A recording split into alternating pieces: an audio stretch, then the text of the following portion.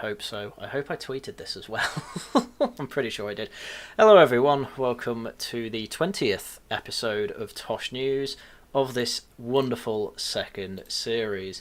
And today we actually have some white-pilling news, thank God, as you can tell by the title, though we're not quite there yet, because we need to go through all of the international news too, but we're not quite ready for that either. One, because Sarah isn't here, and two, because we need to do the meme. One guest for now. Hello there. I guess we'll wait for Cero for the meme, because he's never usually caught up on international news anyway. You usually catch up on it. How's it? Like, do we have peace in the... I know they said Middle East, that's not what I mean. Eastern Europe yet? No. I hear it's not gone well. Well, we don't know. I think this is normal. It's not bad. The media are trying to make it seem bad because they just want to attack Trump. Yeah. From what and it's like, sorry, I was going to say, like, there's sort of like, I saw Marco Rubio talking to like some of the press, and they're going like, do you want to tell us like what's going on? Do you want to tell us all the secret details of the negotiations? Like, and he's just like, bitch, who are you? No. You're not a part of these negotiations. You're some journalist. Piss off. Yeah, we can only give you so much. Which is obviously, from what I can tell, obviously this has been ongoing since Trump got in, really. So, you know, we're in what, August now? So yeah, it's been in 8 months. And I think Trump went in with a team of people who were quite sceptical of support for Ukraine. And Putin's just not really been engaging properly. I don't know about that, because Trump hasn't been totally anti-Ukraine like that. No, but his team, like he has offered them support, and it's like, sure. I think he's just wants the water end, really. Yeah, and there is the reality that Ukraine need to face up that they're not getting that land back. The only way that land's getting back is if, with like a full-scale NATO invasion, we deploy troops, and no one actually wants that. Which, yeah, well, at least from what we've heard, he is open to. But that might just be Trump throwing out a wild card like he does. So, you know, will there be troops? Like, you're saying Trump deploying troops? Oh, not necessarily I deploying. mean, in a peacekeeping thing, you mean?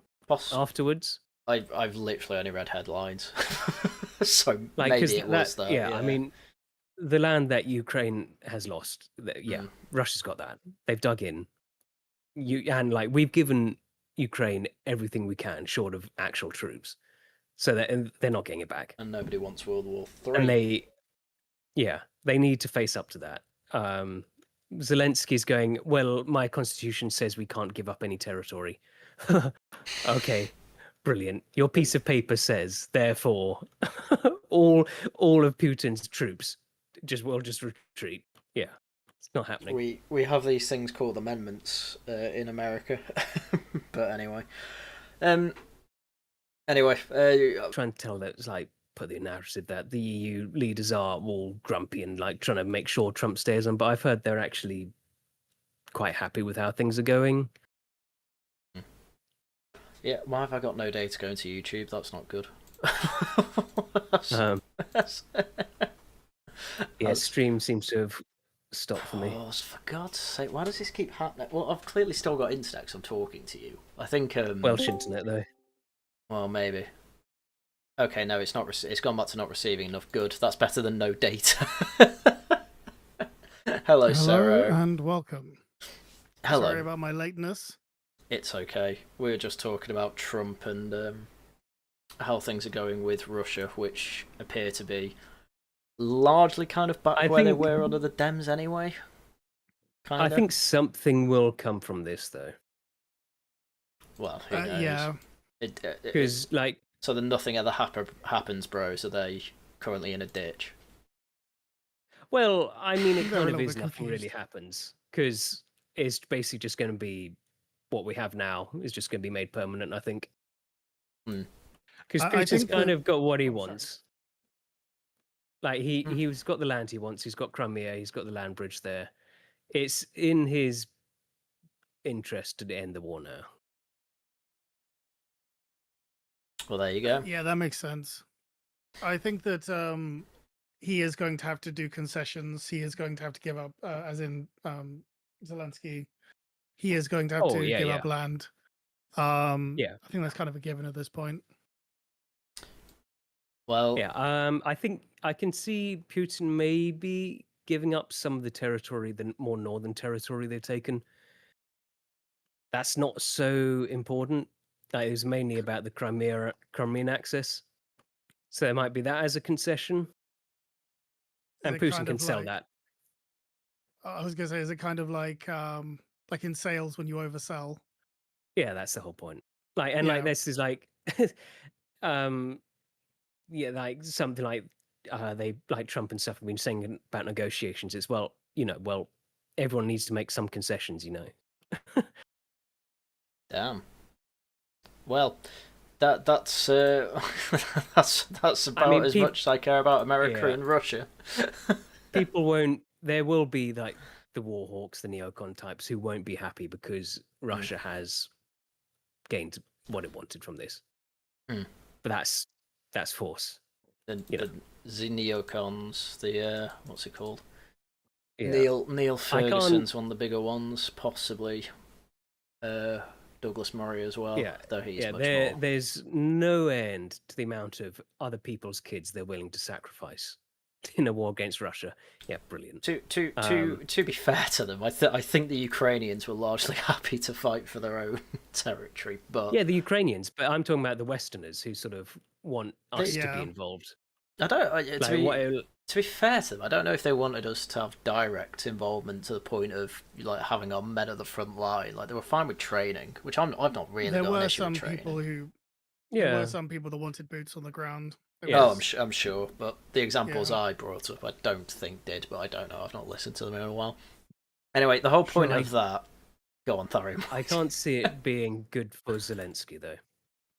No, well, I think. Well, I don't think he's gonna last. I mean, there's a lot of he's incredibly corrupt, and that's becoming very obvious to the Ukrainians, and loads of dead. And then, he's going to get this.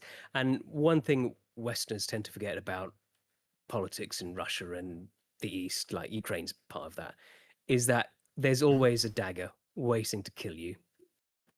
So, I think he's probably going to make an exit from the country, I can imagine. What was it like? Was it last week or the week before? I can't remember. But he tried to basically take down the anti-corruption he just shut it down, whatever, but then had to put it back in because everyone was like, wait a minute. Yeah. Why would you do that? Yeah, I did hear about that.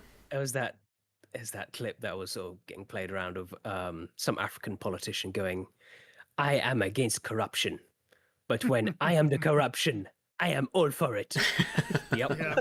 Yep. That does seem to be Ukraine, I have to say. Anyway, quick housekeeping. There's 10 of you watching, and I only see 1 like. What the hell? Get that fixed. Anyway, the meme.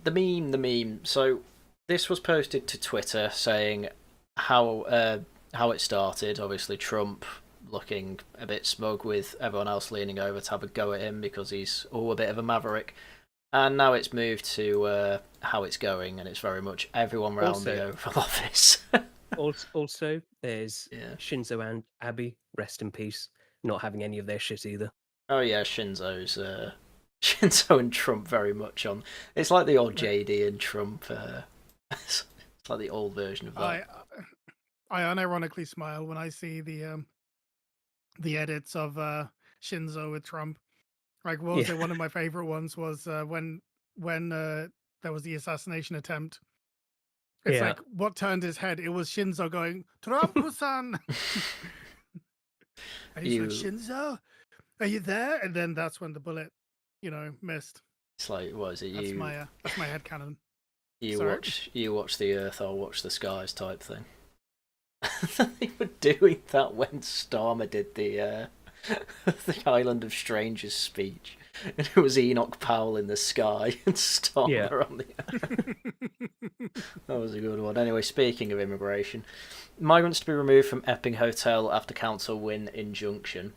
The council argued that the using the Bell Hotel in Essex in this way breached planning rules. The site has become the focus for anti-migrant protests. So, I hate to say it, but I have to give credit, whatever, to the NIMBYocracy.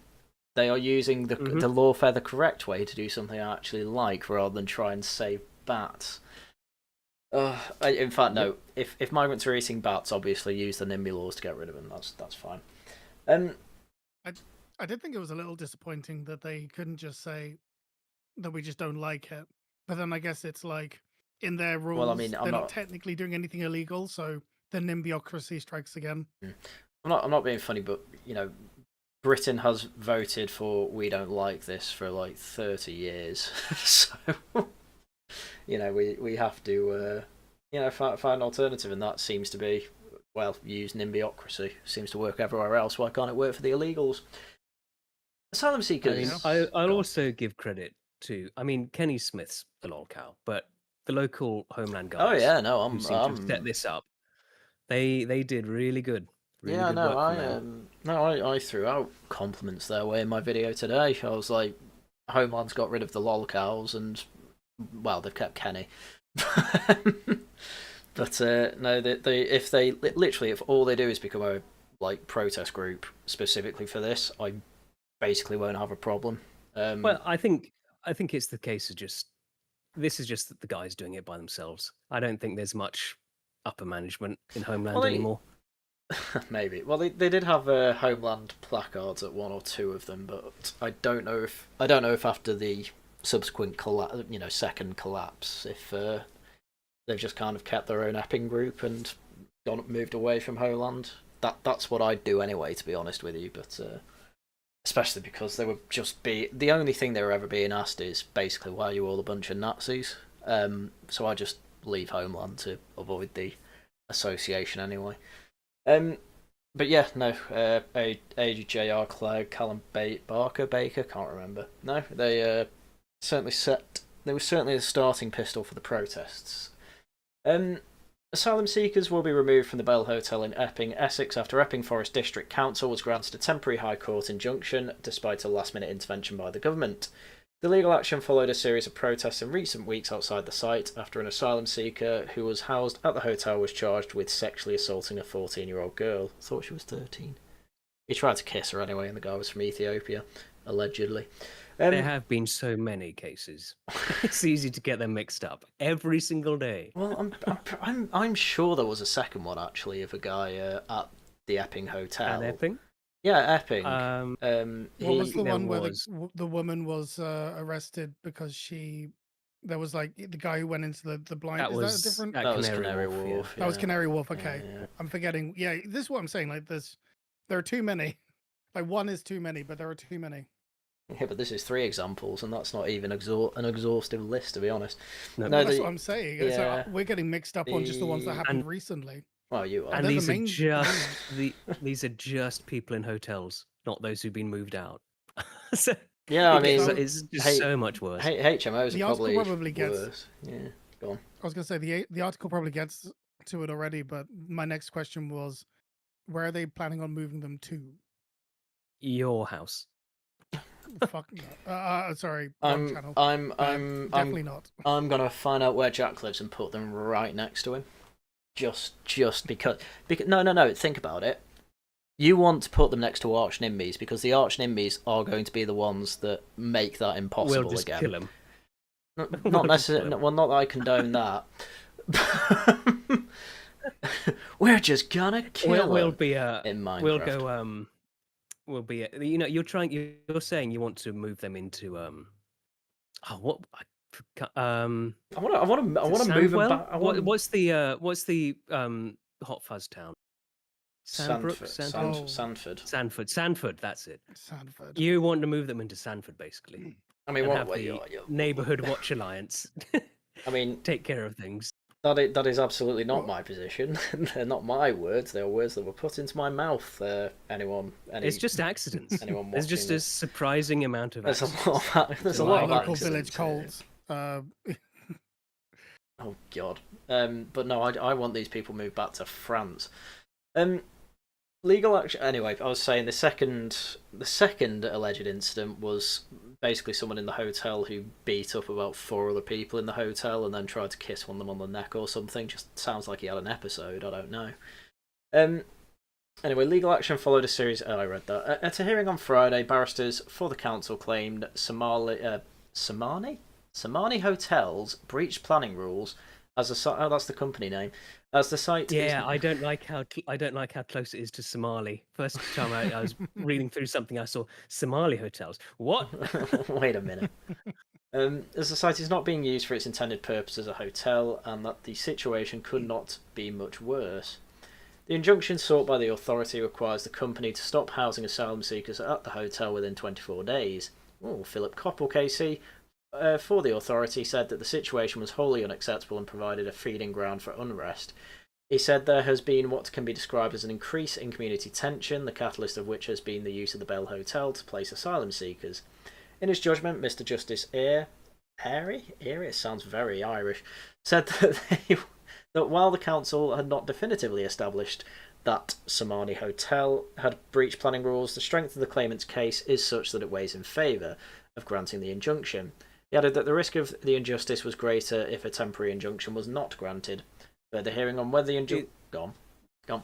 The excellent thing part about this is there's no way the government can win. They either don't give in, and in which case they get more protests, or they do give in, and everyone realizes, oh, this works, so they're going to get more protests elsewhere. This is a massive catch-22. Oh yeah, no, I think John was saying. I mean, I've heard it as well from like reform councils are probably going to be massively pushing this, as they should, as Tory ones should, as well as every council should. But they're the only two I'm expecting to do anything. I mean, the only place they will be able to put them is the real diverse councils. That's the only place. That's the only option they'll have. Well, it'll be no, it'll be HMOs they have to move them to, I imagine. I mean, that's where they're going now. But I mean, councils can still. And people still protest that. I mean, you saw that in Northern Ireland. So that's not going to really save them. The only place they're going to not have problems is moving them to the diverse areas. Well, will that happen? I don't know if that. Well, that might be even worse because your dream might come true, and they're, I think, less offended by keep killing. Them all in the ghetto. Yeah. They keep them all in the ghetto. That's where they belong. Epping is a Tory council. Yeah, I know it's a Tory council. I said Tory and Reform councils are the only ones that are going to do it. I gave you some credit, Tories. Calm down. Well, yeah. Well, God. I mean, to be honest, God knows. They'll find another hotel. There'll be another protest. They'll play whack-a-mole with that until it goes to until they have enough HMOs. Then they just can't win. But then it's whack-a-moles with the HMOs because the Reform councils were saying, or the higher-ups in Reform were saying, councils have to keep an eye on HMOs because they probably break planning laws as well. I think they're preparing for lawfare, and I think it's going to be very funny, and it's going to be everything I hate about Britain, but it's actually going to be used in my favour for once, so yay. Oh, we hope so. So the judge... That's basically what I was saying. I was going to say, it was what I was saying earlier in the Discord. I think I was chatting with Supermoon, or it was in that thread, and we were just saying how... I was kind of pushing back against the nothing ever happens. It's like things do happen. Good things don't always happen, but in this case, the momentum is kind of pushing to the place where even if there's pushback now, it's all completely noticeable. It's in the air. And if they try and push back too much, you're essentially just martyring people, and you get even more publicity. Like Tharium says, you kind of they're snookered. They're snookered. The best that they can go for is a Pyrrhic victory, and that's just going to be a disaster. Yeah, it's an interesting court case, though. Apparently, while the judge refused Somani Hotel's permission to challenge his ruling, the company could still apply for the Court of Appeal, so this isn't over like it never is with warfare. Barristers for the hotel owners said that the draconian move would cause hardship for those inside the hotel, and that political views were not grounds for an injunction. Good. Good. Well, yeah, It's meant to make them feel yeah. uncomfortable. The whole point of this is that we're trying to make push factors for them. That's the whole point. They also said that one of our big problems is that all our money's being siphoned into housing these people. Well, not all of it, a very small amount of it, but still, quite a lot in terms of it's 8 billion a year or whatever. You get the point.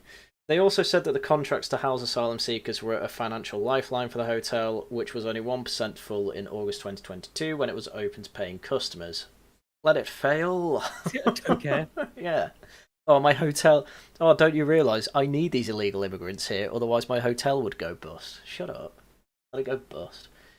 In written submission for the hearing on Tuesday, Edward Brown KC for the Home Office said the injunction runs the risk of acting as an impetus for further violent protests and would substantially affect the Home Secretary's statutory duties. The judge dismissed the Home Office's bid to intervene in this case. That is the point again. I have. There was only really one night of violence at Epping, from what I saw. Maybe two. I can't remember. But given that it's been going on for like a month, it's not. It's a good win, and I would put it on peaceful protest. They did an Extinction Rebellion.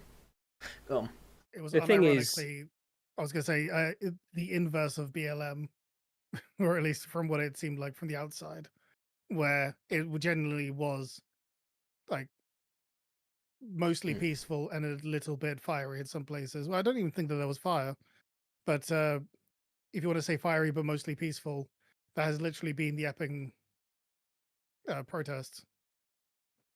Yeah, the you thing couldn't is, put it as a riot. Sorry, carry on. The thing is, your peaceful protest needs, which all these hotel ones have, there needs to be that people need to feel that the threat of violence is there, that action might actually happen. Otherwise, nobody takes you seriously. I just don't agree.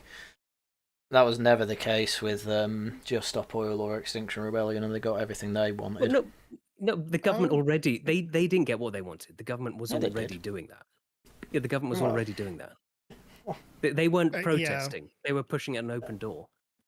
And any actual protest, violence is the supreme authority. You need to have that threat there. It's why they have all the police. It's why they have all the police everywhere guarding these places, because they know that there is that actual threat of violence. The whole point of protesting is that we are choosing to do this peacefully. We are choosing to do this sort of within the law, within bounds of what is socially acceptable. But the underlying threat is always there that, okay, well, if we don't have protest anymore, then you're reducing the amount of options that we have as a people. Not saying that I want violence, by the way, obviously. Yeah. Like if the government was actually opposed to Just Stop Oil, they wouldn't take them seriously because it's a bunch of soy boys. What are you going to do? Like you glue yourself to something. Oh, okay. That's the worst they're going to do. Who cares? Or like the French. They did property damage. It wasn't much, but they did do property damage. But like it's not. The state is not scared of them. They're not as scary. They're not scary people. Whereas like it's because they all agree, right? Yeah. Big Baz and his mates are a bit more scary. Are they? I don't know. I'm just not. Yeah. I'm not that convinced about it. I don't think this has happened. I don't think the courts ruled in favour of the people here because they're scared of them. I think they're just doing what lawyers do and being very, for lack of a better term, autistic about the law. I'm not. No, the previous ones were just because they agreed. They already were agreeing. It's like the whole Greta thing, where obviously no one cares what Greta says. No one was convinced by her arguments or terrible acting. It was because she essentially was the face that people weren't allowed to criticize on what they already wanted to do. I think it's a bit more complex and all that, but anyway. I'm sure there are complexities, but I think the 80-20 rule, the 80% is that they just agree. Yes. Whereas with you look at the COVID protests or the Southport protests, the police came down on them like a ton of bricks. Yeah. Well, it was lockdown, mate. But BLM can't do that. Well, I say that they did have horses out. But yeah, it was they were told that it they was were racist not. for having horses. Oh yeah, well they were racist horses, to be fair. Anyway, anyway, Hadush Kabatu, 38, was charged with trying to kiss a teenage girl. Kabatu, who was housed at the hotel at the time of the incident, denies the allegations and is due to stand trial later this month. Separately, a man who resides at the hotel, Mohammed Shawak, a Syrian national, faces 7 charges, while several other men have been charged over disorder outside the hotel. See, that's several men charged that we didn't even know about or weren't aware of. Mm-hmm. Chris Whitbread, leader of the council, said after the ruling, Home Office policy ignores the issues and concerns of local residents that the council represents. Today we've made a step towards redressing the imbalance and showing that local people do have some say whatever the Home Office thinks. He also urged Epping residents not to protest or over-celebrate if they choose to go to the hotel. Okay. I'd celebrate. This is definitely a winning. You've won a battle, as far as I care. I mean, the appeal might overturn it, fine, but you're winning it for now. Dame Angela Eagle, the Borders Security Minister, said that the government inherited a broken asylum system. At the peak, there were over 400 hotels open. They will continue working with local authorities and communities to address legitimate concerns. Our work continues to close all asylum hotels by the end of this Parliament, and we will carefully consider this judgment. Obviously, they do that in 2 ways. One, buy the hotel outright, nationalise it basically, and basically call it a detention centre, I guess, or something like that. They'll probably call it something very nice, though. Or they just shove them in a load of HMOs, which don't count as a hotel. It's the technicality stuff. People don't want them here, Angela Eagle. It's why you're supposed to be Border Security Minister, to secure the border. Has something happened. So obviously Serco's big in all of this, making loads of money. One of the main shareholders of Serco is BlackRock, and chairman of BlackRock, Larry Fink, has just been made interim chairman of the World Economic Forum. I was told that was just a conspiracy theory. Yeah, there's no collusion or anything going on here. Nothing sinister. No, you couldn't actually make it up. If it was a plot of a Bond movie, you'd think that this was just, this is too disbelievable. I can deal with like moon lasers and stuff, but this is just beyond the pale. Yes. I wonder if we get.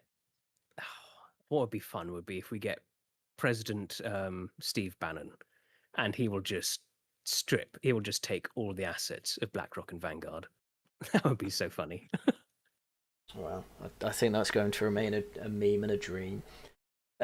I know. It would be funny. Badenoch, the Tory leader, welcomed the injunction. It's a victory for the mums and dads I spoke to at Epping, while Nigel Farage said Epping provides inspiration to others across the country. The leader... Oh, that's funny, because he called them a bunch of far-right thugs to begin with. No, he didn't. No, he didn't. He only said that about the people being violent. No, he didn't. He said, no, shut the fuck... You're doing it again, Tharium. No. He said that he was very happy to see all the protests and all the peaceful mum and dads, and that there were a few far-right agitators there, which there probably were. Well, there were, actually, because I did a whole video. Why does he have to say that? He just has to throw that in. Because otherwise the media's got to be like, oh, he's not going on about the people that were violent, maybe he likes it. No, he has to say it. You know that he's put on a different level of scrutiny to everyone else. Don't be stupid. The leader of a council considering a bid to shut down another hotel thought to be housing asylum seekers 6 miles away from the Bell Hotel said that the ruling had set a massive precedent. Karina Gander of Broxbourne Council said that she would gather more details about what Epping had done after crowds gathered to protest outside the Cheshunt Marriott Hotel. Enver Solomon, chief executive of Refugee Council, said everyone agreed that hotels were the wrong answer and suggested that the government should partner with local councils to provide safe, co-efficient accommodation within communities. Solomon's an interesting name. Thanks, Refugee Council. He added, but ultimately, why don't we give them safe and cost-effective, passage across the channel, and then France can deal with them. Cages are very safe and cost-effective. True. Put alligators outside it as well. Why not? He added, but ultimately the only way to end hotel use for good is to resolve asylum applications quickly and accurately so people can either rebuild their lives here or return home with dignity. Rubber stamp go burr. Again. These people we have have all dignity committed just living here? These people have all committed a crime. Oh, it's not technically a crime because if they go claim asylum, it's fine. Whatever. You know the arguments. We've been through it enough. Rachel Reed. Can I apply for asylum in this country? No, you've got the passport. Well, you can throw that away. Well, you can throw that away. Yeah, France. Yeah, true. Do you even have to go to France? Can you not just go somewhere in Kent and claim that you came over? You can fly in. I think flying in. I don't. But why would you even have to do that? No, just burn your documents, whatever. Go to some beach, find the lifeguards, and just say, "Yeah, I definitely came over on a boat. Trust me, bro." But speaking really broken English. Rachel Reeves to cut baton newts in boost to developers. Chancellor considers making it harder for concerns about nature to stand in the way of infrastructure projects in effort to boost the economy. Oh, cool. So you're a Labour voter now, I take it? Well, no. This is the YIMBYism you've been begging for. Oh, it is, yeah, but they won't do anything. Rachel Reeves is prepared. Yimbys have been going on about, Labour have some really good ideas, and then the Yimbys get disappointed when they don't do anything again. That's been the whole news cycle for Yimbys.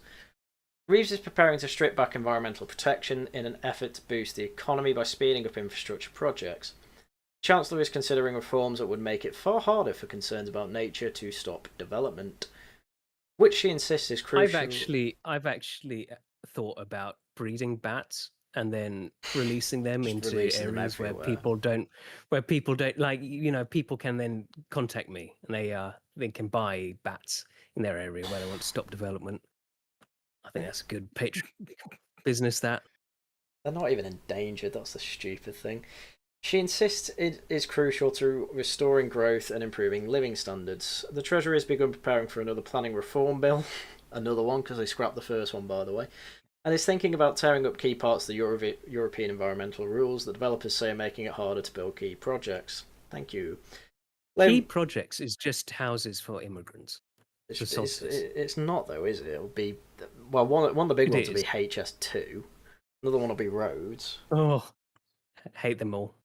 You need infrastructure. I mean, I'm not hearing anyone say nuclear power plants, so I'll believe it when nuclear power plant's another one, actually. Yeah, that's a good point. Thank you, Cero. Yeah, because we went through last time. Labour lost a small nuclear power plant company because they were dragging their feet in too many planning laws. So yeah, that is actually one.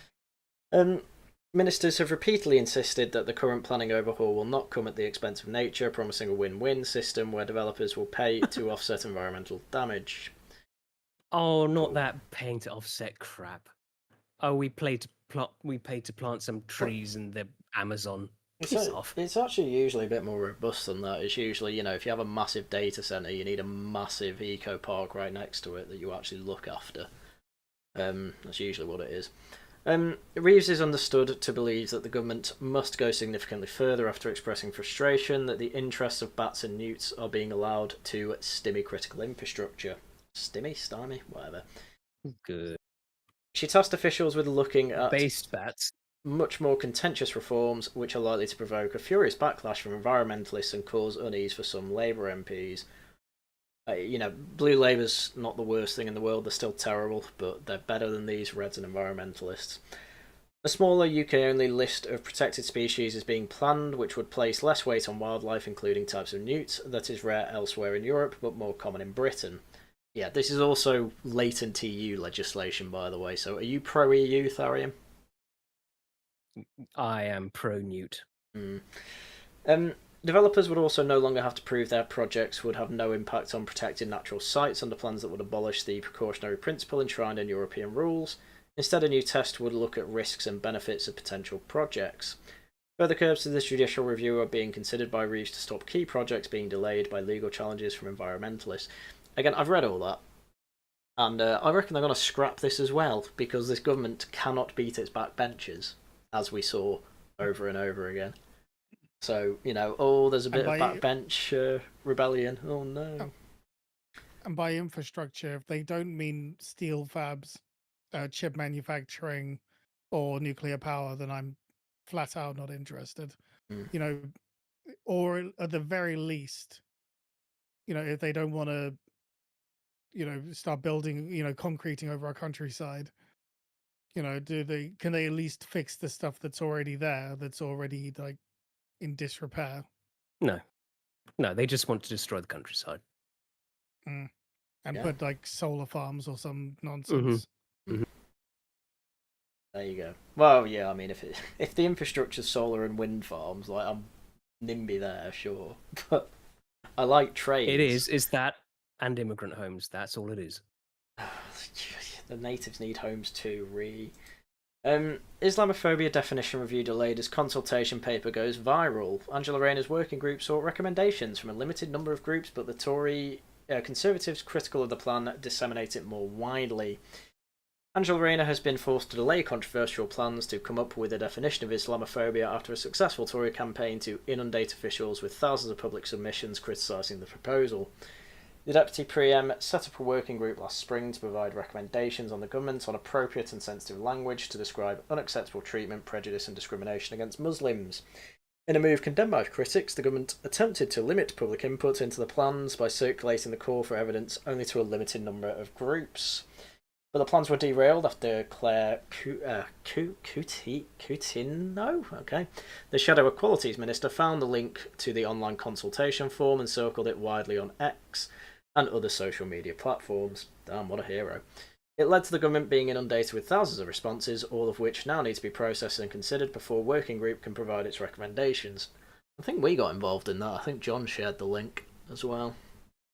It's kind of like the Hitchhiker's Guide to the Galaxy. It's like you didn't realise you had your chance. We did advertise that your house was going to be destroyed. We put it in the basement in the in a log filing cabinet. Yeah. Where there were no stairs. Yeah. Beware of the leopard. As a result, the panel, chaired by Dominic Grieve, the former Tory Attorney General, has made it clear that two ministers that it needs more time to finalise its conclusion and will not meet the government's existing deadline at the end of August. They are understood to fully support the wider consultation process. Oh. The panel is now expected... So Dominic Grieve wants a definition of Islamophobia, great. The panel is now expected to provide its advice to ministers in the autumn, although Rayner is not committed to publishing their findings.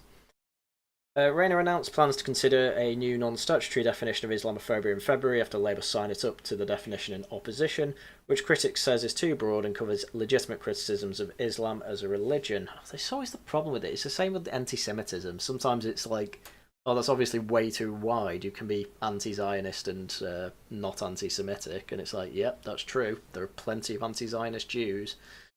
So why have one at all, I guess?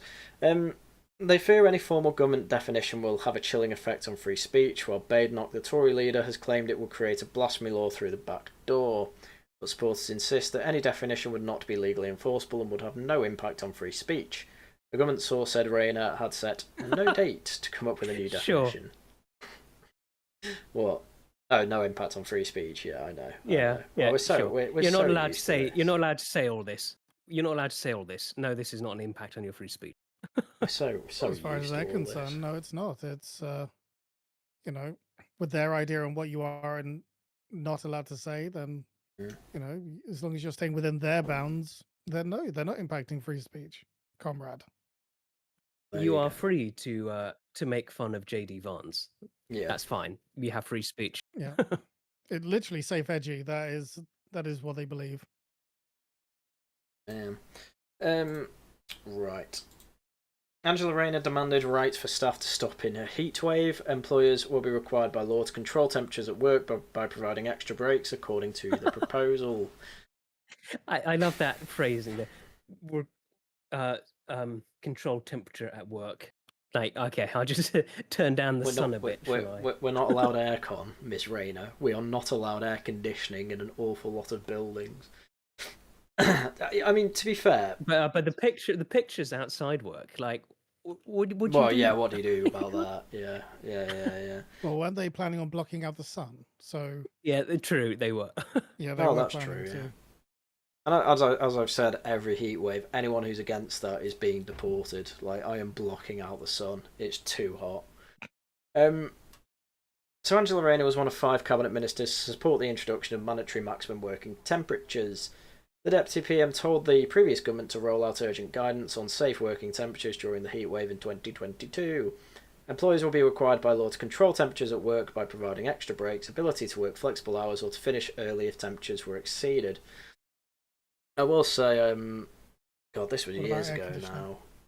Well, Wow, I forget that Sadiq is such a manlet. I was thinking the exact same thing. I was Oh, looking no. at him going, look how tiny he is. pretty sure he's in heels as Tiny well. little man. Yeah.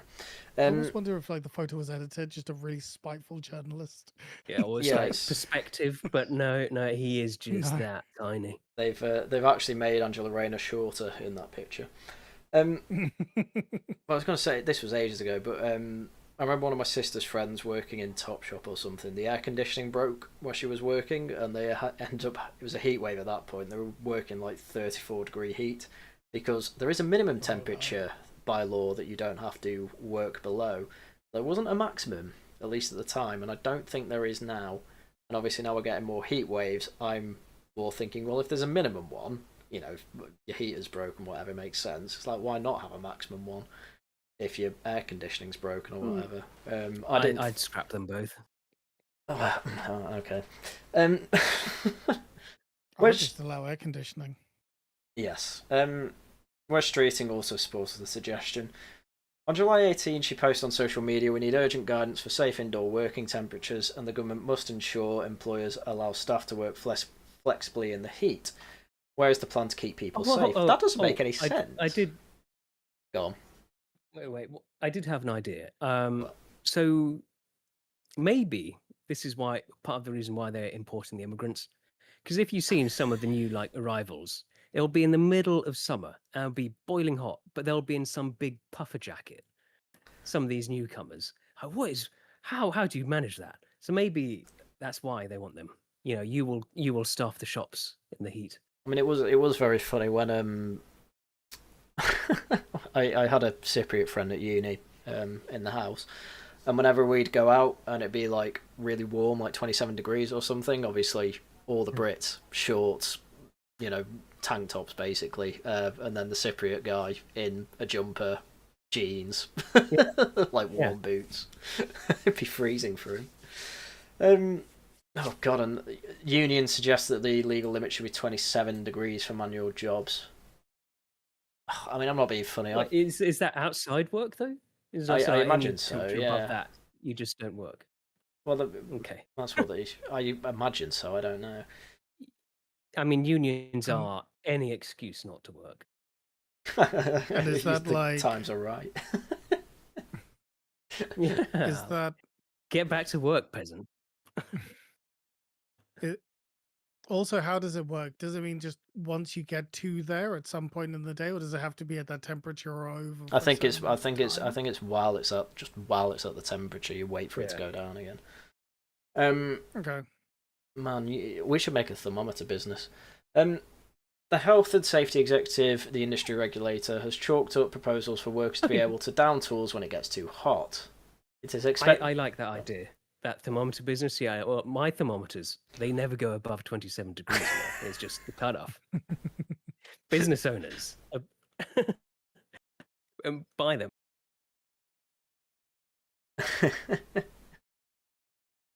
The government said this week it had no plans to introduce a maximum workplace temperature. Sir Sadiq Khan, the London mayor, is considering whether to offer flexible hours for workers to avoid peak heat hours. The flexible hours don't make sense. He got a night.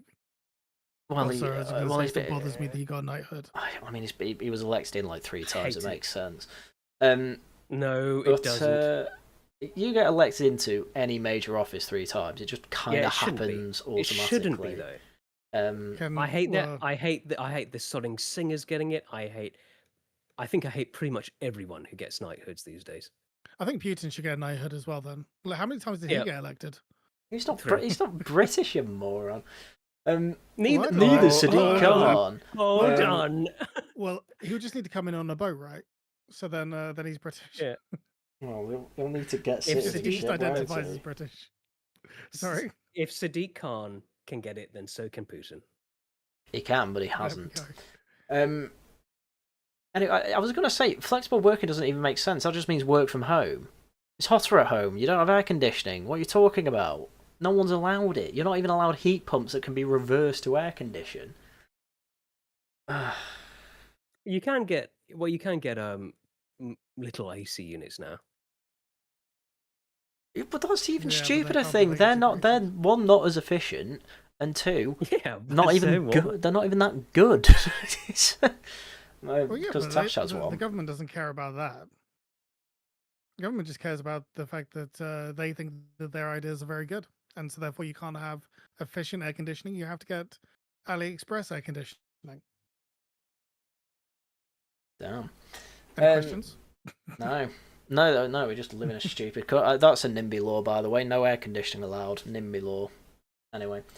We already read that. Channel migrants arriving at record speed under Keir Starmer. A minister deemed unacceptable the landing of 50,000 since Starmer took power 13 months ago. The fastest milestone has been hit under any PM. What a picture. The gangs were supposed to be smashed. You got to smash the gangs. That's the idea. What happened? They've been in power a year, man. It doesn't feel like it. It feels so much longer. By smash the gangs, is that like a Thug Hunter reference or something? No, this was what Stam was campaigning on. I think, yeah. But you say that it seems longer, but they have been. It's the Uniparty. It's all the same thing. So these are just continuation of the same policies.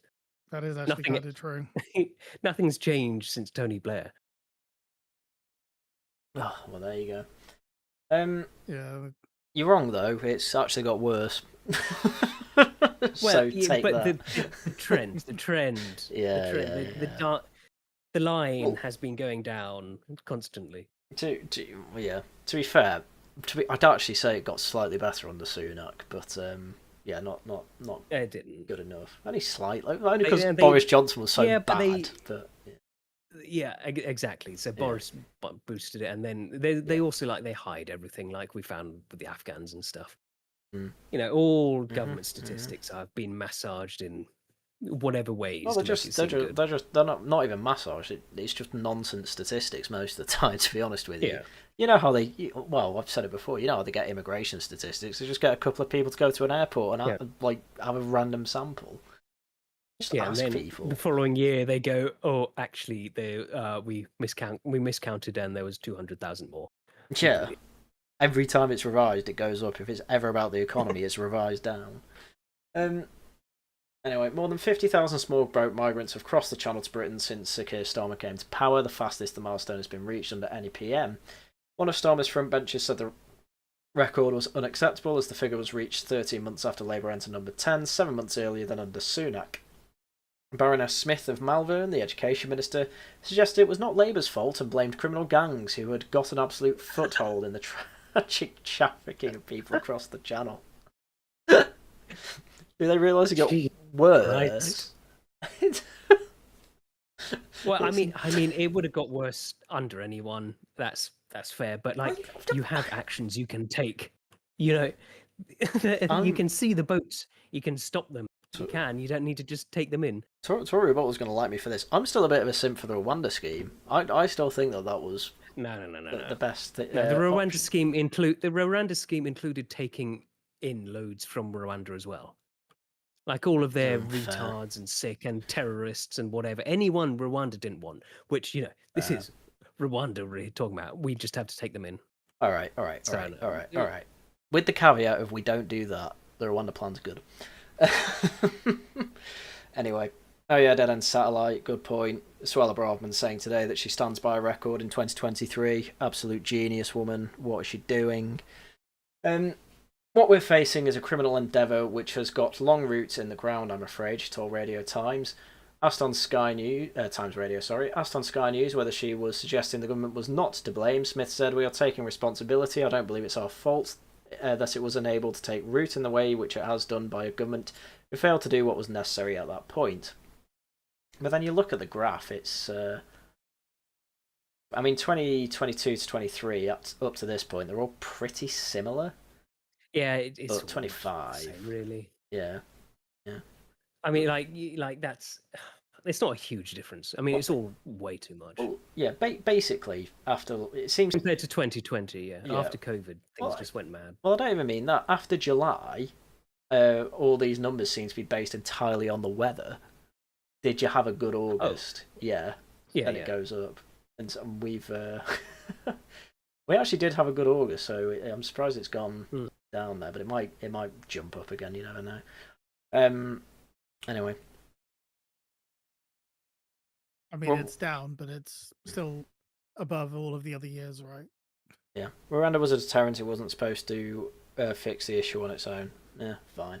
It was a better deterrent than anything anyone else has come up with. I'll put it that way, then. I don't think it was a deterrent. It was a deterrent. I don't think anyone cared. It was a deterrent. I don't think anyone cared. No, it was a deterrent because that was also part of the reason. You saw a spike. Might have been there, actually. You saw a spike in people moving over because they were like, shit, we've got to get over before the Rwanda scheme happens. And then you had people going from Northern Ireland to Ireland to escape Britain as well because of the Rwanda scheme. There was actually a reaction to it, unlike Smash the Gangs, where there's none. I think, but those people you're talking about, that was a handful of people. Overall, it really 100. It was a very small deterrent. So it was still working, but anyway. Some 474 migrants were detected crossing the Channel on Monday, 403 days since Labour won the election on July 4 last year. That means 50,271 arrivals have been recorded since Starmer became PM. More migrants were seen arriving in Dover on Tuesday. If the same rate is maintained later this week, more migrants will have crossed the Channel in small boats during Starmer's 13 months in power than in Sunak's 19 months in Downing Street. Home Office sources said the levels of arrival were not unprecedented over the time period and that over a similar 403-day period spanning the end of Boris Johnson's premiership, Liz Truss's time in number 10 and the start of Sunak's administration were 53,587 arrivals. I'm just reading all of these numbers. That's 100,000 in 2 years. Ugh. And that's nothing compared to the legal one, which is a bigger issue. Labour had also come to power in summer, and good weather tended to encourage crossings. Chris Philp, the Shadow Home Secretary, said the figure represented the worst crisis in history, and accused the government of having surrendered our borders, with the consequences being felt in our communities. Thank you, Chris Philp. Very cool. Why didn't you do anything? Well, they tried to get a Rwanda scheme, I guess. Kevin Baynock, the Conservative leader, said that since the numbers had risen, women had stopped jogging in the park because there were men lurking in bushes. Oh, we have a story on that too, don't you worry. And vowed to cut arrivals to 0. But yeah, damn, Truss was really trying. To be fair, that is definitely the Boris wave that's tipping off to an end there. Anyway, this is too depressing to keep going through. Portsmouth blindsided by hundreds of hidden asylum seekers. Oh. Shocking.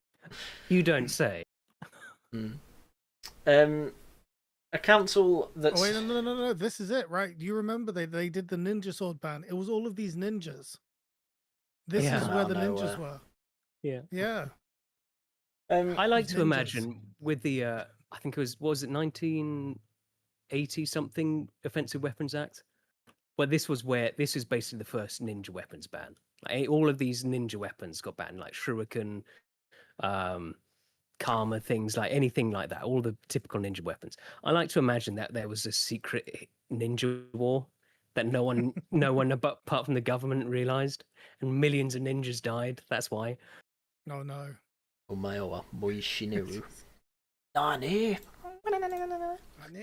Anyway.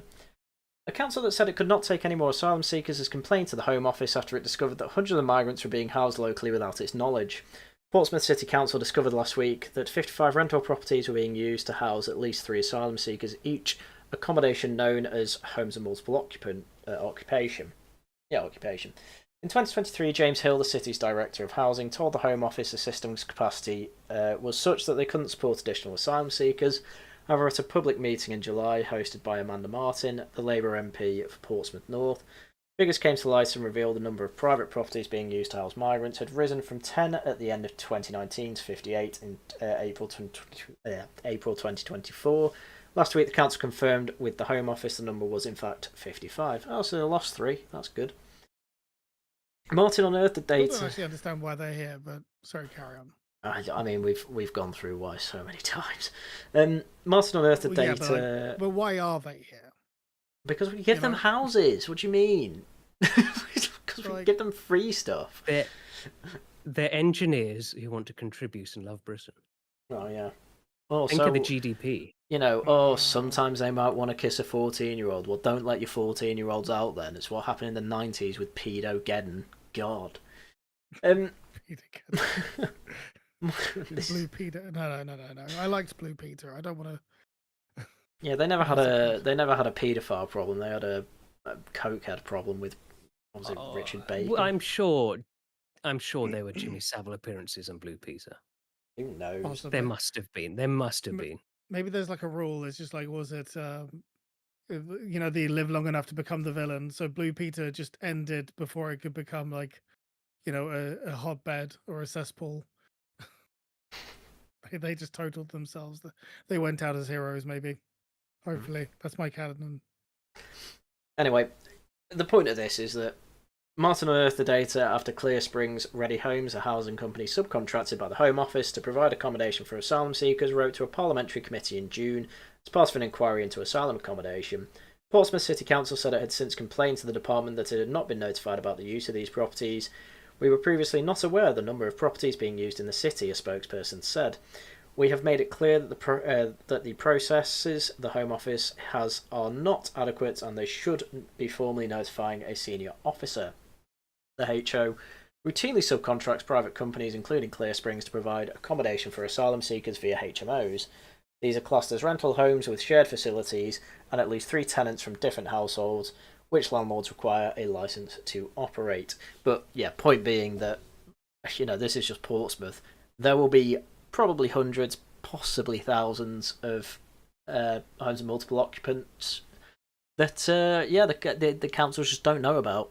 So this is why you need a FOI firing machine.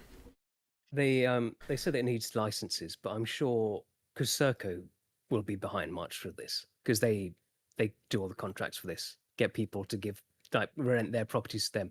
I'm sure they can handle any sort of licensing things, fit as many people as they can into a home. Well, yeah, I guess this is why. This is why you should have lawfare on that. Actually double check all that because there will definitely be some, possibly most, who knows, that have not been done properly. Anyway, Tulip Siddiq used influence over her aunt to acquire land for family. Labour MP is on trial in Bangladesh, accused of pressuring the country's ex-ruler, Sheikh Hasina, to secure plots of land for her mother, brother, and sister. We don't need to dwell on this one. This is still, I think, has she left the role of anti-corruption czar?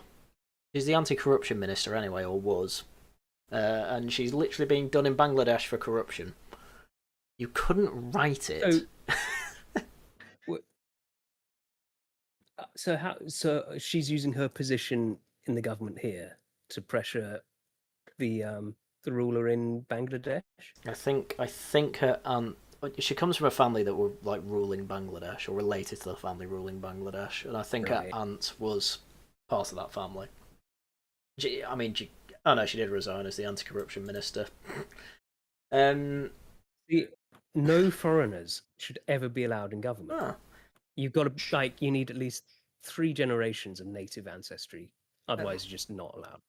Tulip Siddiq used her special power as an MP in Britain to exert influence over her aunt, the former Prime Minister of Bangladesh, to acquire state-owned land. No, she did use her influence here. Right. There you go. Yep. There you go. Damn, that's not good. You don't seem to have this problem in Japan. No, you just got you just got your pod problem there. Although they have many, many problems, but apparently this isn't one of them. So Maybe we could come together and meet in the middle. I've heard Japan, their sort of democracy is a bit of a sham, and really sort of it's still sort of run mostly by like this council of elders with the emperor. They It's decide all the main things. one of the most fascinating things is if you look at, I can't remember what the guy's name is. I think it's Akira, the filmmaker whose name escapes me. He made like it's gonna bother me now, but basically he's a very well known filmmaker in in Japan. And the crazy thing is, if you look at his Wikipedia, when it shows when he was born, he was like born when the emperor was sort of still a thing, and it actually mentions like what house he's in and like the branch house. Whether is he part of like the main house or is he part of a branch house, that kind of thing, Mhm. and what rank he is, what social rank he is, and then you look at the point when he died, and it was just like, oh, this was the point when it was after. So it's like, you're not going to get rid of that amount of or that effect No. or that social influence over like basically, what would that be, like 2 generations? Yeah. But I mean, it's crazy to, they know they're like vassals of the American Kurosawa, Empire. thank you. Sorry, Dead End Satellite. Yep, Kurosawa, thank you. Yeah, Yeah, fascinating. they know they're vassals of the American Empire, and they know they have to put on the show of democracy and all that. Mm. Yeah, that's a whole other thing.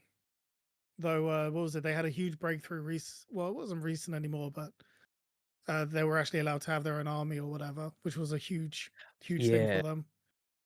Yeah, they that's that's really showing you're conquered people when you're not allowed to have an army. Yeah.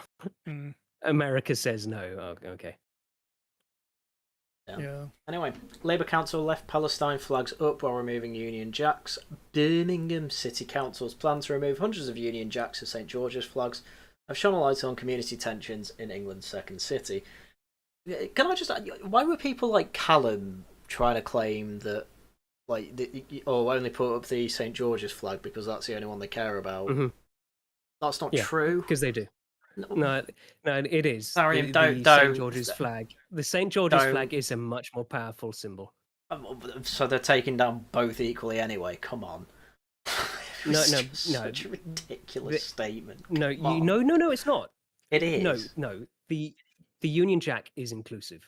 That's why. That's sort of. That's okay.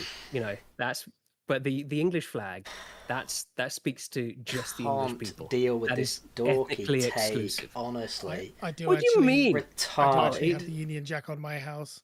Maybe I should go and get myself a St George's as well.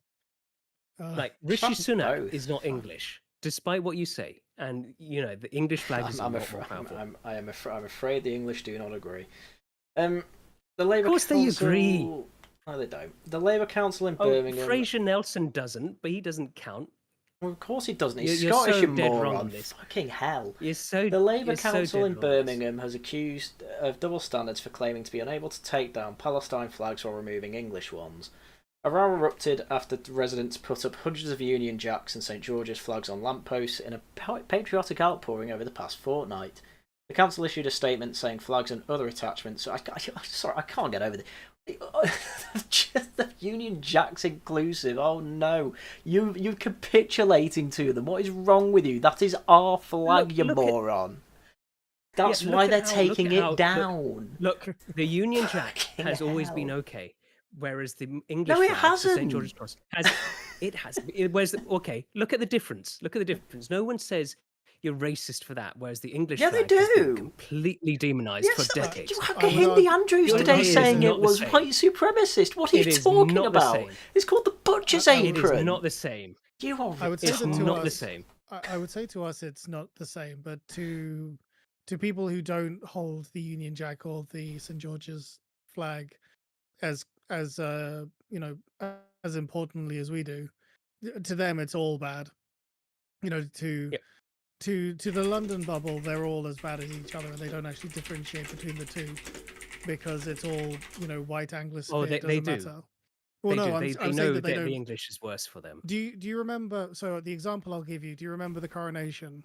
When people were complaining because there was the Union Jack everywhere. and they were saying, "Oh, it's like a Hitler rally," and the Nazis had flags, and so Union Jack is Nazis or something. Man, nuts. So but I the would St. say George's Cross is a step above that for them. I would say that it does hold a lot more. It should hold a lot more meaning for the English specifically, because it's an ethnic flag, unlike the but Union Jack. But I would say that to people who aren't British specifically, as far as they're concerned, they are basically interchangeable, and that they don't really care between them. But I think that if you wanted to make a message and you wanted that message to carry a lot more weight, then yeah, you can make a distinction between them. But that's more of a signaling to the in group rather than like making any particular sort of hedgeways towards the out group, so to speak. That's kind of the way I see it. I don't know if you agree with me, Aaron. The English flag has been demonized so much more over the years. It is not the same at all. I'm sorry. Every time there is a football game, like there's internationals going on, whether it's Euros or that's the one time you're allowed it. Fake and gay. I was about to complain about that actually. That's the one time they allow it. There's no That's all they allow it. This is probably just me just not being a massive football fan, but I don't like the fact that the English flag in this country seems to be only associated with football. That's it. That's all you're allowed. That's something that does bother me greatly. Because they've made it into a racist symbol. You're far right racist if you fly the English flag. That has been the attitude for decades, and now that is changing. As the English are waking up and realizing that no, we're not having it anymore. I think it's only ever been. I think it's only ever been seen like that from not even your average Labour MP. Just it was Emily Thornberry who did the massive schizo tweet on it. I think we're overplaying what the flag means, and really to the left, I mean, and realistically, they're taking them down and not taking the Palestine flag down, as we will go through. Is because when they try and take the Palestine flag down, people come out and try and stop them, which doesn't tend to happen for the others, which is a patriotic outpouring, which I agree with. You're not some rebel for having an England flag, I'm afraid to say. It's just not the case. It is an act of rebellion. It's not an act of rebellion. Absolutely, leaving my Union Jack on my house. Yeah, that's fine. Yeah, you can do that. I mean, you could always do that. It's been there since before all of this stuff, so I'm not sure if I can really count it as any sort of protest. But they're just next to my door, and they will remain there. Yeah.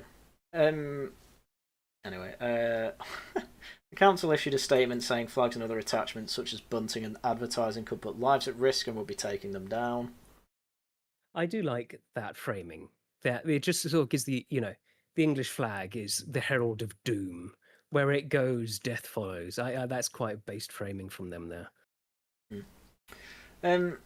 Opposition councillors pointed out that the Palestine flags have been allowed to remain up for years. Robert Alden, leader of the Conservative group, said council bosses had told him maintenance teams would only deal with Palestine flags if they had a police escort. It would mean also changing shift times so the flags were taken down at a time that would not draw public attention. Over the past couple of years, the council has been clear they haven't taken down Palestine flags, quickly anyway, and they would only take them down with a police escort because they were originally, when they originally tried taking them down, there was some trouble. In some parts of the city, they've been up for over a year. The English and Union flags have been put up for a couple of weeks, and the council has decided the flags are dangerous and shouldn't be on lampposts. The council is bankrupt, so the idea they would focus on this is farcical. They should not be taking down our national flag. The St. George's Cross and Union flag should be able to bring shared pride for all communities across the city. Yeah, that really sounds like the St. George's Cross is this special rebellious flag there, I have to say. It is. It's not. It is. It's just don't be ridiculous. It is. Stop being ridiculous. Stop it. It's getting stupid now. You stop it. You stop it. Mummy and Daddy are fighting. But how are you pretending like that the English flag hasn't been demonized as a racist symbol for decades now? So has the Union flag. They've both been demonized. It depends entirely on the context. Not to the same degree. The St. George's Cross really only got that treatment with the EDL. That was when they mainly got demonized for it. But nobody outside of these politically engaged sportists really cared. I've seen England flags in a lot of places. It's not been demonised. Recently? Yeah. Recently, sure. No, but not even before then. 2010. This is a recent thing. 2010. Outside of the football. Outside of the football. Yeah, outside the football, it was very rare. There's a church near where I used to live Outside that the football always is had rare. one. It's not. It's rare. Compared to the Union Jack, very rare. Oh, compared to the Union Jack, yeah, I'll give you that. But there's the same in Wales. I see way more Union Jacks than I see Welsh flags where I live. And they are on lampposts quite regularly. No, there was a couple of houses near where I used to live actually that had flagpoles out the front, and they'd interchange between the England flag and the Union Jack. Seemed to be weekly. Or the football, right? No. Yeah. No. This was even in winter when there was no football on, no international anyway. So yeah, I think people have meaned themselves into a position. I mean, you want to wear an England flag, like and fly it, like you do that. I support that 100%. But let's don't pretend that you're some rebellious V for Vendetta type guy. Anyway, Reform are all on board. I guess it depends on the context, right? Well, yeah, it does depend. If in the face of any leftist, you effectively are rebelling against the system. But I guess it depends on how much value you put in that. Or to an extent as well, it's going to be, as much as I hate the term, like virtue signaling, you're going to be signaling to your own side as well. You know, the pro-national. I'm fine with people. And I feel like that's actually more valuable than anything else. Wearing flying the flags are a virtue signal. It's fine with that. Yeah, no, I'm fine with that. Anyway, yeah, reform councils have said they're keeping them up. Tories sound like they're in opposition to them being taken down anyway. The flags have been put up in predominantly white British suburbs in the southwest of Birmingham by a group of residents called the Woolly Warriors, who raised more than £4,800 through crowdfunding websites and said it aims to show Birmingham and the rest of the country how proud we are of our history, freedoms and achievements. Critics claim the St George's flag was being put up to make people feel unwelcome and uncomfortable, and linked it to the rise of right-wing populism. Yes, there is a difference. There is a difference. One of those responsible for putting up the flags told the Birmingham Mail they were doing it because they had had enough. The country is a disgrace and has no backbone. The residents, who ask not to be named, said this isn't racism, it's frustration at being pushed into a corner and silenced. A woman called Nazia, thank God for that extra A, who lived in the area, said she felt pride in the Union flag, but added, for others, especially minorities like myself, it's become harder to separate that pride from the undertone of nationalism that sometimes comes with it. Do you consider yourself part of it or not? Bitch. She obviously doesn't. They're all foreign enemies. All of them. I don't think. And again, I don't think a random Union flag. I don't think a run. Yeah, again, she says that makes her uncomfortable. She says the Union, not. Yeah, but she says No, she said. She said she felt pride in the Union flag. She doesn't feel not the English flag. No, they are different. No, she says I feel pride in the Union flag, but others don't. That's what she says there. Yeah. Yeah. So she does actually Union feel pride. Flag. She does. Well she doesn't mention the. She doesn't mention the English flag. You went down one route, realised it says something different, and then turned it around again. That's so funny. I think you've misunderstood. No, you've misunderstood me. No, you've misunderstood me. I said she felt pride in the Union flag, not the English flag. You had to reread the whole sentence, but okay. Birmingham City Council said in this statement, lampposts and other street furniture need to be protected, which is why highways staff across the city removed around 200 advertising banners and flags that had been attached to lampposts since the start of the year. Sorry, I see adverts on lampposts all the time. Don't know about that one. They take down attachments from lampposts routinely, including advertisements, signs, bunting, trails and flags. People who attach unauthorised items to lampposts could be putting their lives and those of motorists and pedestrians at risk. Under a list of risks include falling debris from a flag, electrical hazards. What do you think they're doing? Obscuring visibility for drivers and weakening lampposts. I don't think that flag's doing any of that, to be honest with you, but okay. Well, you see when an Angloid is driving and they see the flag, they immediately have to look up and stare at the flag, and they can't look at the road in front of them. And then you have to, do your Roman salute towards the British flag, because apparently that's yeah. That's what we all do. So you can't have do your that hands weekly. Yeah, exactly. And so if it's up there, you can't have your hands on the wheel. You can't be looking at the road, and it's a danger. So they're looking out for you. Well, thank you very much, Birmingham. You've started a whole new trend of putting up these flags. That is a hell of a stride on defending effect, isn't it? Oh, this is only a good thing. Robert Jenrick is France is aiding and abetting migrant crossings. Thank you, Mr. Jenrick. That's been happening for years. Robert Jenrick has accused the French police of aiding and abetting small boat crossings as he reported that dozens of migrants were preparing to cross the channel. Wait a minute, I was telling Jenrick this back in 2023 when they were giving them hundreds of millions. The Shadow Justice Secretary was on a visit to a migrant camp when he said he spotted 60 or 70 migrants holding life jackets at a bus stop near Calais. He telephoned the authorities but claimed the operator told him do not think that the police would come. The operator told him... I take it that means I do not think, but okay. Jenrick confirmed that no officers arrived at the scene. More than 50,000 migrants have crossed the channel to Britain in small boats since Starmer came to power, and we read that. Writing in the Telegraph, Jenrick said, "What I saw in the camps, in the streets and on the benches was sickening. I've been following them for years now, but the reality today is the worst I've ever seen it. The whole racket is a disgrace, and the French are aiding and abetting it." He documented his trip to... 14 years, Jenrick. 14 years. Yes, he documented... He had a chance to deal with this. He was immigration minister as well, so you're not that wrong. Jenrick documented his trip to Lune Plage, I can't speak French, migrant camp, which is between Dunkirk and Calais. In a video post on social media, he saw a group of migrants without tickets queuing to board a bus for Dunkirk. Following the bus... I like that video there. I'm Robert. I'm from England. It's hardly the scary deterrent that I want to see. I don't even get why he's telling that. Robert from England has come to visit you.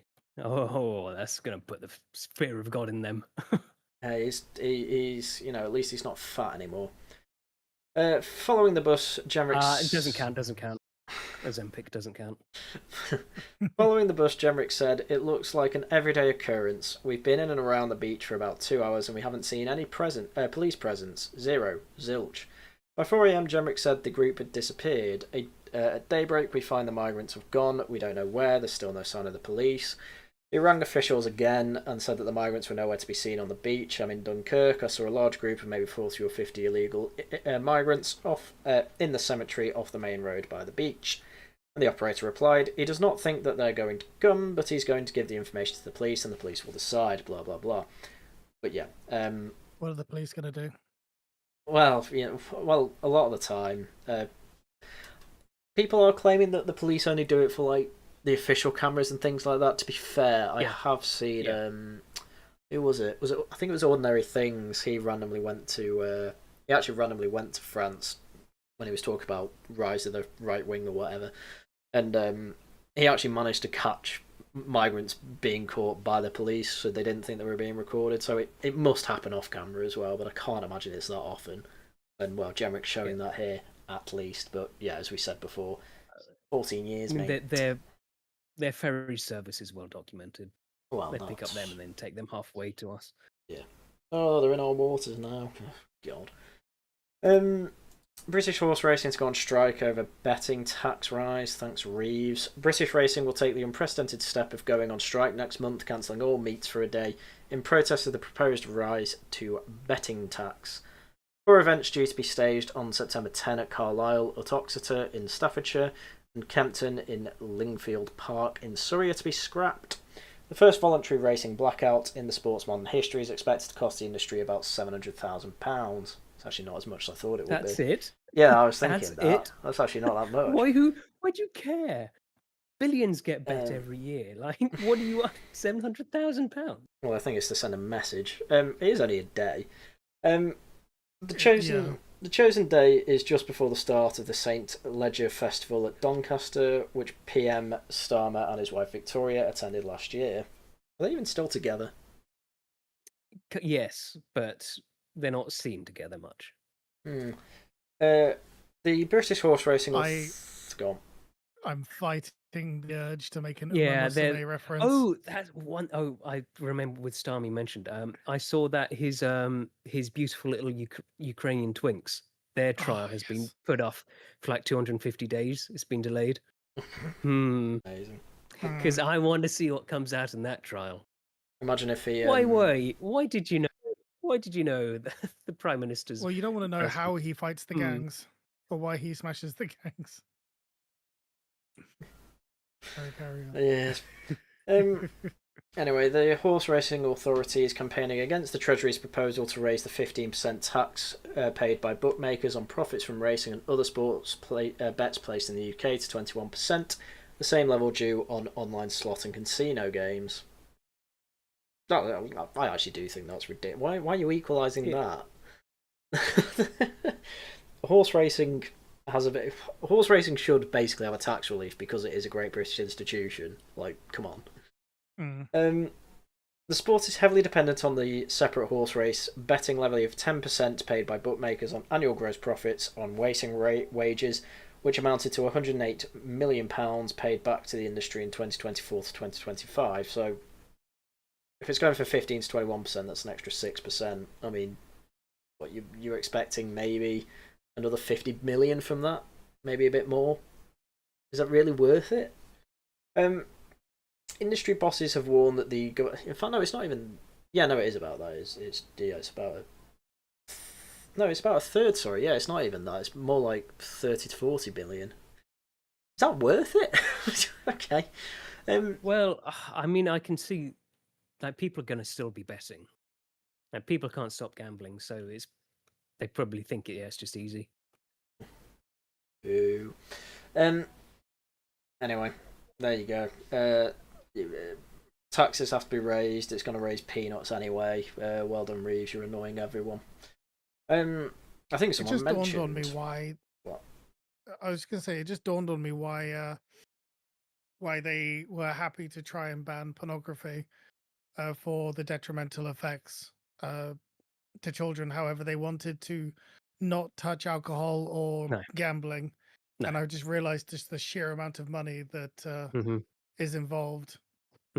So, yeah, that's... I mean, you go to find a rundown high street somewhere, there'll be a gambling shop. Gambling shops everywhere. Shops. Yeah. In absolute ruin, these places are still making money.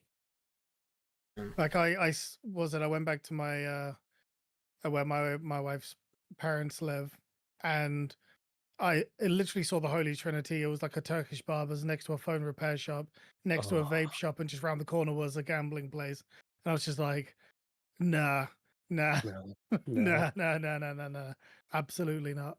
But the thing is, again, like Harry says, the horse racing is the exception that I would actually give, because it is a great British institution, and I guess you can at least put forward the idea that it's more like a family outing. You can have like a family day outing with a bit of betting, rather than a lot of the other gambling, which is just, oh well, you're just going to waste your life savings and whatever. Yeah, and then ruin your life and ruin your family's life. Because there's the problem with, I mean, gambling's a big problem, but at least with horse racing, it is somewhat limited by the amount of races, unlike slots and stuff. I'm not being funny, but the actual issue with gambling we have these days is it's all online betting with like the stupid slot machines with the white Pharaoh guy. You know, that game. It's just 24/7 this stuff. Whereas the horse racing, you can't do that. I'm not being funny. The worst gamblers are Gen Z, whatever, because They all get addicted to opening. We all got addicted to opening Counter-Strike cases. Yeah, we all got addicted to loot boxes, and then we just do it with real money. I know people in gambling. I never got into loot boxes. You see, I actually loot boxes were an imposition on me that I did not like. Well, I didn't like it, but I still paid for it because I had more money than sense. Anyway. Oh, I didn't mean to open that. What have we got next? Labour attack ad highlight Nigel Farage's praise for Andrew Tate, which is all the way back in 2019. I was thinking this was ages ago, wasn't it? Yeah. I was thinking that they look very young. It's It feels like a long time ago. I mean, it's just the attack Labour keep coming up with. If it wasn't this, it was Jimmy Savile. If it wasn't Jimmy Savile, it was they want more revenge porn online. Okay, It is very weak. Yeah, so They are really scraping the bottom of the barrel. It's like Savile's like what, the 80s, the 70s, whatever. This is 2019. What next? You're going to be like, oh well, Nigel's great granddad at the Battle of Trafalgar, or was French. He was French, actually. Yeah. He was. where do you think Yeah. where do you think Nigel Farage immigrant comes confirmed. from? He was a Yeah. Huguenot. This is an attack ad that I'm buying into. I'm all for it. I'm off Farage now. We went back to Agincourt, and Yeah. guess who we found on the front lines of the French side? Farage. There he is. Yeah, it is Mr. Brexit himself. It is a problem they have with Farage. Everything about him has just come out already, because obviously he's been in the public sphere for 30 years, so that's why everything feels scraping the bottom of the barrel, because this isn't a threat that's come out of nowhere. This is a threat that's been about for like 20 years.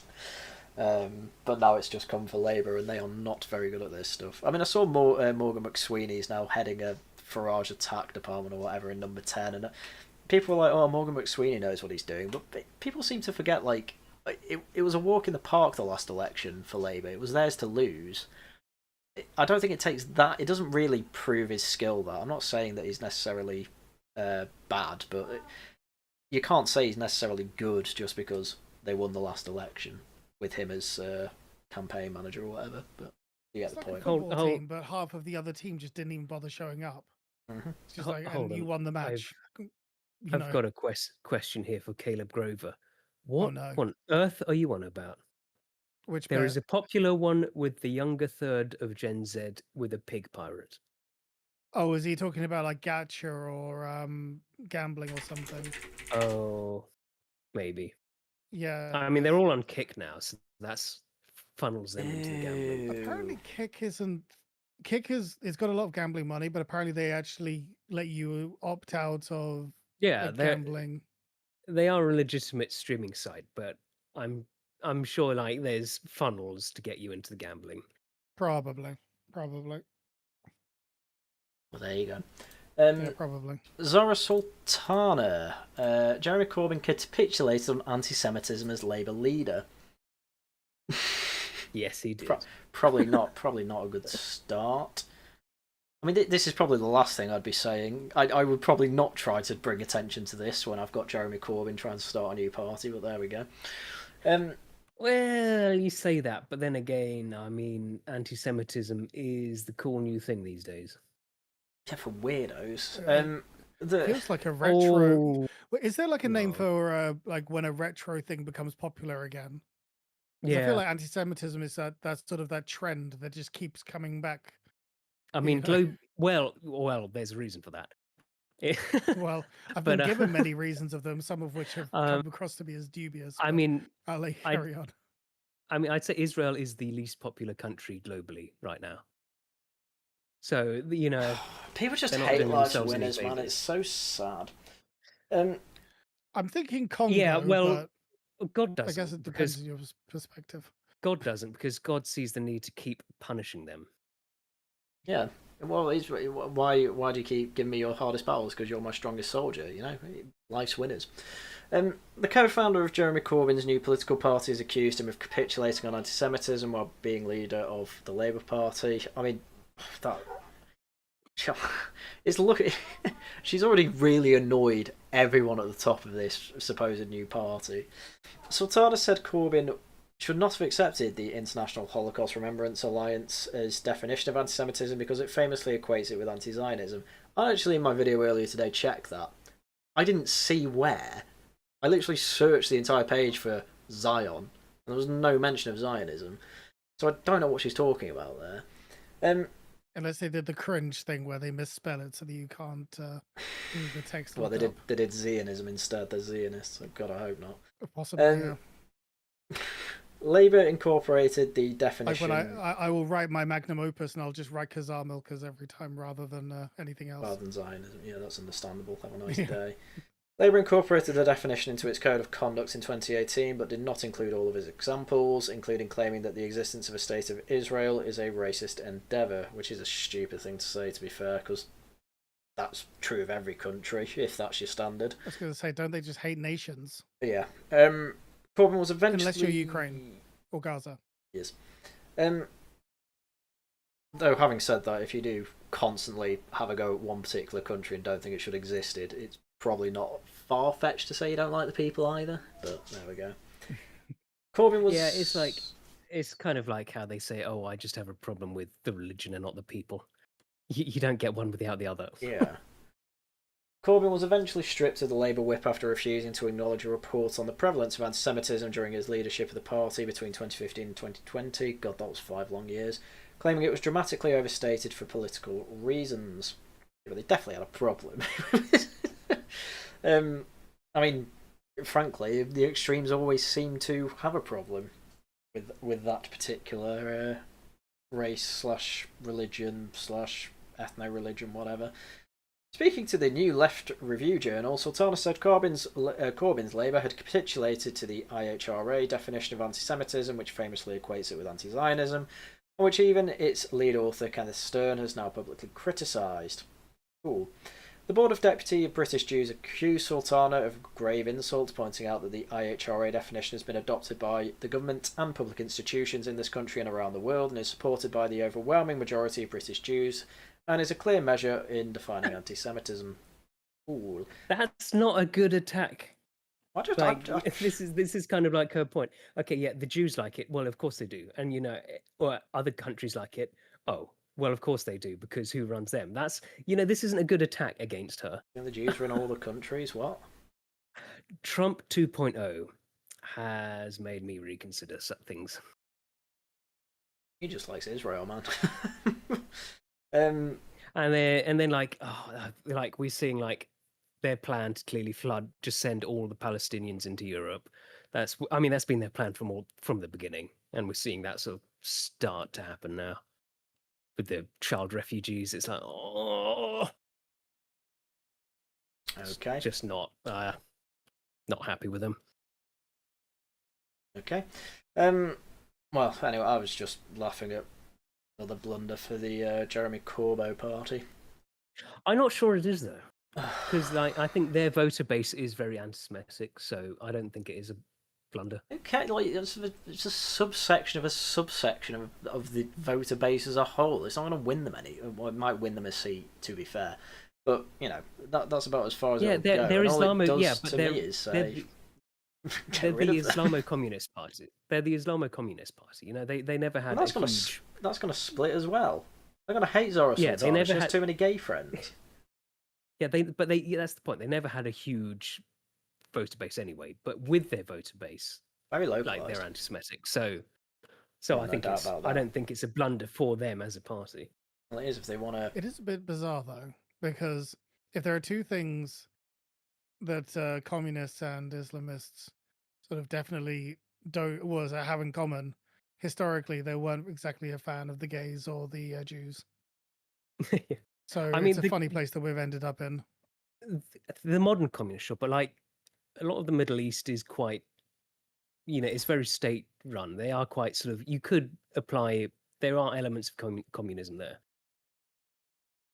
In a lot of like Saudi Arabia and stuff, you've got, but it's sort of through the royal family. They've sort of run everything, and then, Yeah,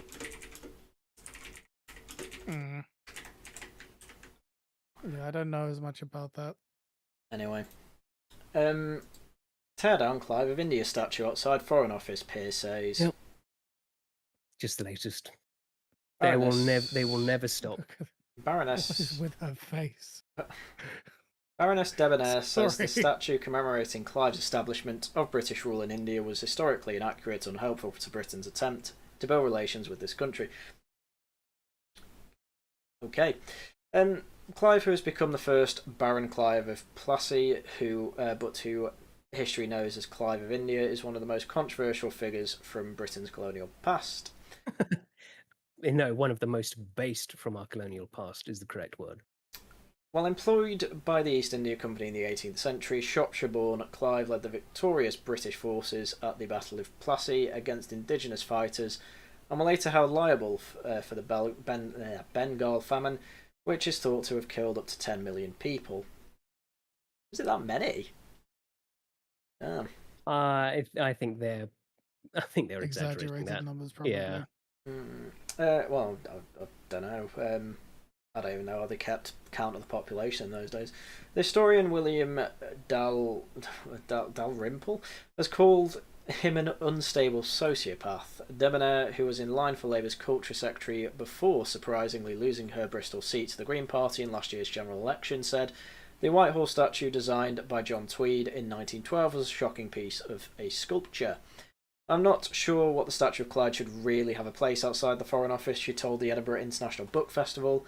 I walked past it and the frieze shows happy smiling people really delighted to see him. And that's just not historically accurate. It's not helpful for our current relationship with India, and it's deeply unhelpful to see India as a country that Britain's civilised. Well, oh, come on. That's a hell of a way to put it. I'm surprised you put that. Well, no, not Of course we did that. Oh, right, sorry. It's unhelpful to... Right, I see what she's saying there. India had we did civilise India. That's just... Well, we tried. I mean, we failed, but we tried. Them trains. And yeah, which they then shit in. India had a thriving engineering industry in the 17th century. It knew about mineral extraction. What? Been incredible technological advances. It knew about free trade before free trade rules were even written. It's not just true of everyone.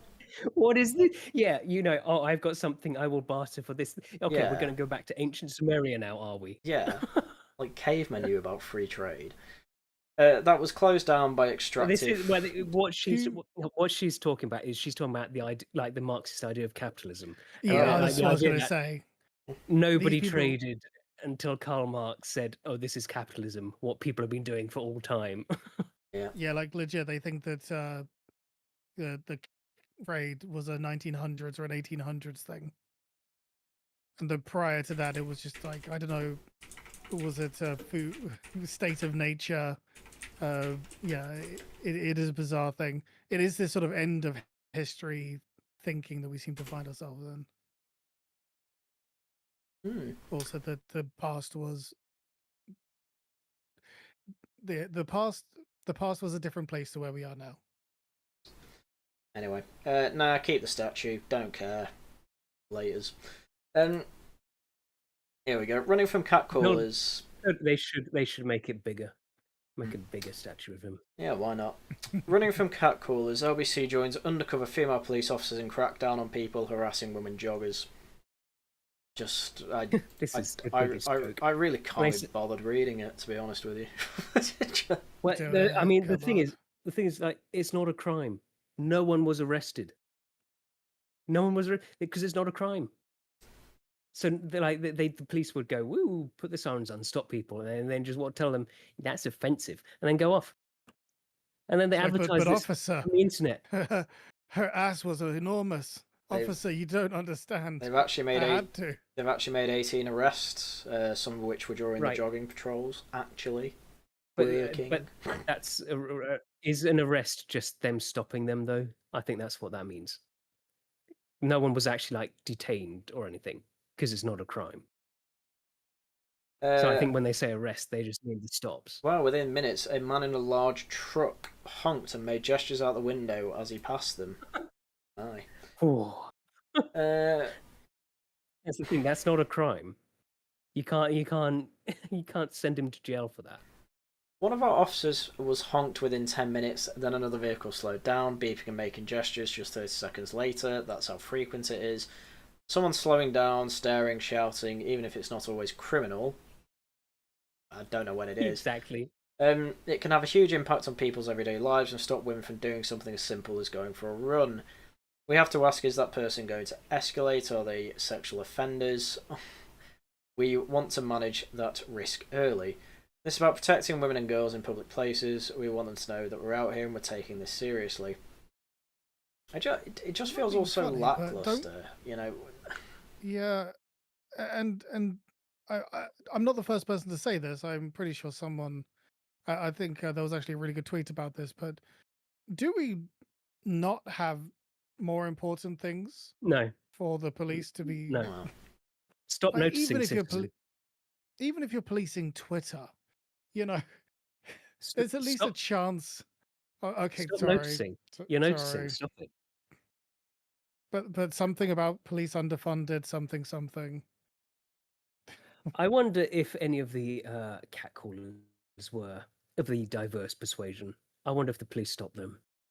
Probably not. Well, I'm sorry, I don't think so. To be fair, though, truckers, there are a lot of international truckers. Yeah, I don't know. What if a French trucker like wolf whistles or something? What are you going to do? Pull him over? Like, what? This is my culture. Yeah, this is my culture. Yeah, exactly. Dead end satellite. They do this while shoplifting is through the roof. It is laughable. But the very cynical side of me was just like, so wait, what you're telling me is that your female officers, is this the most useful usage of your female officers?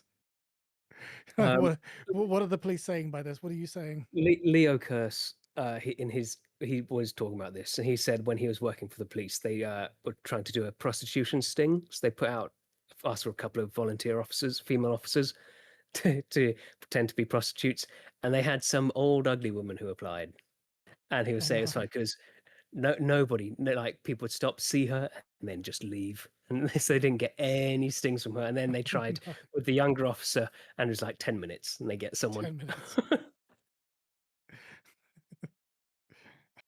That must have been terrible for the older officer. Yeah. They just never debriefed her.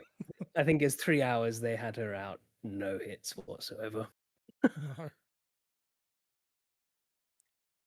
And Harrion, what? You forgot to mention Ricky Jones. Oh yeah, I did. That's a good point. Ricky Jones got away with it. Yeah. I told you he would. I told you he would. Obviously, because he's on the side, and he was the Labour councillor who called for mass murder of the Southport rioters. Oh, well, specific slit all their throats. Specifically, it was cut the throat of the far right fascists or something like that. Was he the one that Ant Middleton was referencing? Probably, I don't know. Yeah. And the thing is, this sets case law. It is now apparently okay to call for murder of people in public places. Who knew? Well, you're going to do that. Yeah. Who's going to be the first to test it? And it's funny because... Go on. Everyone stay tuned for our next episode of Tosh Talks. It'll be a special episode. His judge was apparently a diversity champion woman. So people are saying half the jury was foreign. Well, yeah, but half the jury was foreign. Who claimed that? Because I don't know how many people are in that courtroom. I believe it. Yeah, but I believe it might be. It is London, to be fair, but I don't. And then of course that's half foreign, and then they say like, well, the other half, we know how British nationalism is defined these days. So I'm guessing an entirely foreign jury who spent 7 minutes. That's all it took to find him not guilty. I mean, from a free speech point of view, I'm sure the free speechers are happy with that. But obviously, it's the juxtaposition with Lucy Connolly, which is ridiculous. Yep. But the two-tier doesn't really come in at the point of the jury or the trial. It comes in at the point of she wasn't allowed bail. Well, it doesn't, no, because she didn't have a jury. She pleaded guilty because she was pressured into it and didn't get bail because apparently she was too dangerous. That's where the two-tier comes in.